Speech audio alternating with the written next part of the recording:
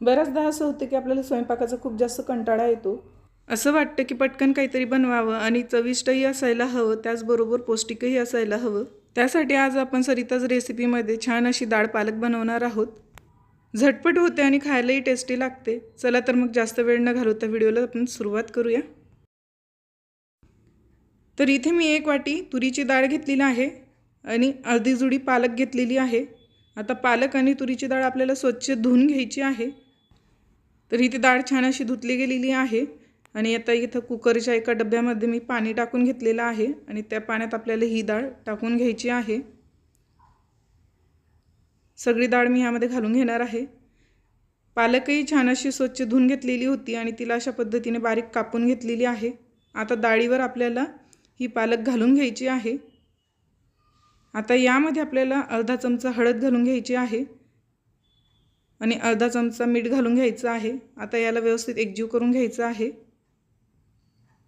एका साइडला कुकरमध्ये मी पाणी गरम करायला ठेवलेलं आहे आणि एक रिंग ठेवून घेतलेली आहे। आता यामध्ये आपल्याला हा डाळीचा डब्बा ठेवून द्यायचा आहे। त्याचबरोबर मी भाताचाही डब्बा लावून देणार आहे, म्हणजे एकाच वेळेस आपलं डाळ आणि भात दोघी तयार होतील। तर डाळ आणि पालक छान अशी आपली शिजलेली आहे। आता त्याला व्यवस्थित आपल्याला एकजीव करून घ्यायचं आहे। आता आपल्याला याला फोडणी द्यायची आहे। तर फोडणी देण्यासाठी मी कढईमध्ये बारीक चिरून घेतलेला लसूण आणि 2 चमचे तेल टाकून घेतलेलं आहे। आता यामध्येच मोहरी टाकून घ्यायची आहे आणि छान असं गोल्डन ब्राउन होईपर्यंत परतून घ्यायचं आहे। यामध्ये आता कढीपत्ता, जिरं घालून घ्यायचं आहे। त्याचबरोबर लाल मिरच्या घालून घ्यायच्या आहेत 3-4 आणि त्यांनाही छान असं परतून घ्यायचं आहे। गॅसची फ्लेम ही आपल्याला लो ठेवायची आहे। आता यामध्ये आपल्याला 2 चमचे लाल तिखट घालून घ्यायचं आहे। तिखट तुम्ही तुमच्या आवडीप्रमाणे घेऊ शकतात। हळद आपण आधी घातलेली होती म्हणून आता घातलेली नाही। आता यामध्ये आपण शिजवून घेतलेली डाळ घालून घेणार आहोत आणि या डाळीला व्यवस्थित एकजीव करून घेणार आहोत। तुम्ही इथे गरम मसालाही वापरू शकतात, मी घातलेला नाही।